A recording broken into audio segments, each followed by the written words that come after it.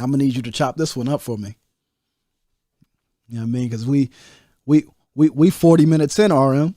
We 40 minutes in, and we ain't even really getting to the material yet, because I had to take a moment to prepare the table before we get into the material. So I wanted to take a second, real quick, right? Because we talk about bread and circuses all the time. I want to take a moment to just talk about distractions, reactions, and influencers. And it's important that we address this before we get into the presentation, because I want y'all to understand how serious this topic is, right? And to deal with this topic, you know, this is thing that we got, especially in Black America. I don't know if they say it in other parts of the Black world, but I imagine they have a similar statement. We had this thing where we like to say, it ain't that serious. It ain't that serious. Y'all too serious. Y'all don't know how to have no fun. Right? Nothing. We don't take nothing serious, because all the serious work is handled by the white folk. You know? We just want to party and bullshit.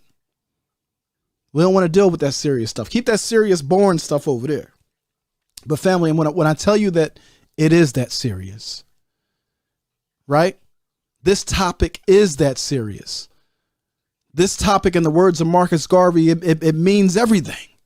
It means life, it means blood, and it means death. And if you take that level of seriousness with this particular conversation, it will determine you will have a higher barrier of entry. You will raise the bar in terms of who you're willing to take an opinion from, who you're willing to listen to and give you an analysis on this particular topic, because that matters, right? Would you go to your to your hairdresser when you need surgery? Probably not. Would you go to your car mechanic when you need your tooth pulled out? Probably not. Right? Because your car mechanic, his specialty is cars. Your dentist, his specialty is teeth. Some people don't have the training to even engage this conversation. Right? Egos aside, a lot of us have egos, and that's cool. You know, what Neff tells us all the time, you know, you need your ego. It can't rule over you though.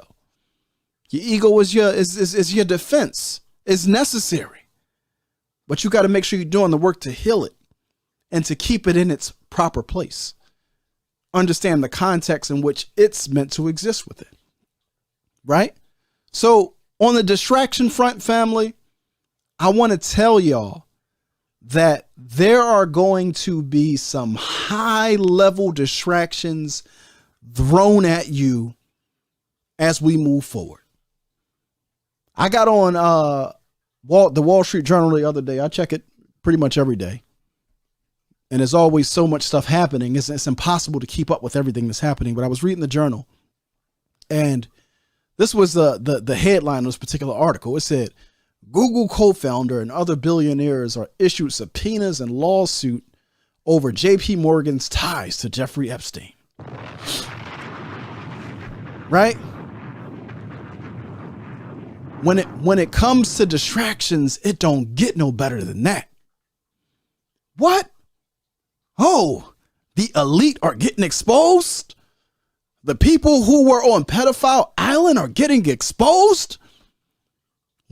When they going to subpoena Bill Clinton and Bill Gates and Jay-Z and Beyonce, all other people that were on Epstein's list of invitees, right? Because we love gossip. We love entertainment. We love high value distractions like this one, right? A lot of us, this is something I told y'all. I told y'all that, Pizzagate was real and, the global elite and the Illuminati. Okay. All that stuff is real. Okay. Let's just accept it that it's real. That's not even the conversation. The conversation that has to be had and what you need to be focused on is, what is this article distracting you from? What is it distracting you from? And I'm not talking about as an observer, because we got way too many observers, right? Because if you take it from that perspective, you might think, oh, I'm supposed to be looking at something else. What is Omowale saying I'm supposed to be looking at? No. What work is it distracting you from? While your energy is focused on this letter, while you're spending your time scrolling and reading this delicious gossip, are you building? If you understand that food shortages and water crisis are going to be the existential crisis of the 21st century, are you working right now to meet those challenges?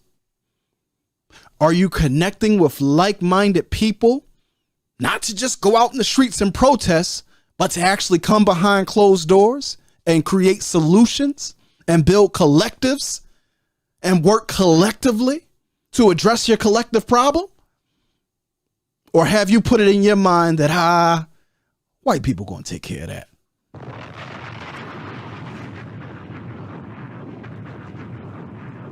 Which one is it? You know what I mean? Which one is it? Have you put the seriousness out of your mind so that you can focus on the entertainer? You understand what I'm saying? See, and Black America, and this might be due to our, that Judeo-Christian ethic, that Christian church ethic. Everybody lays it at the feet of the preacher, because the preacher is God's representative.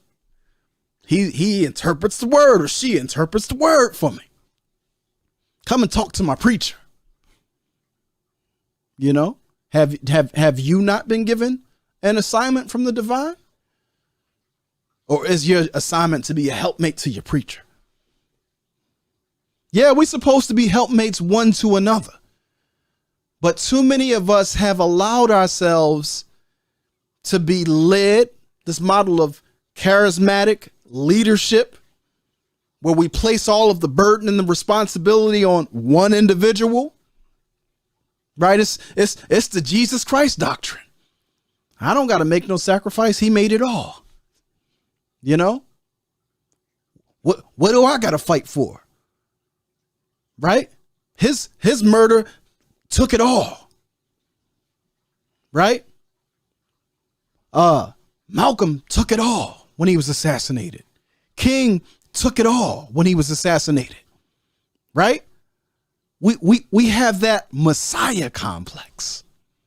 We're looking for saviors to save us. And that's the trap. That's the trick bag that keeps us in this situation.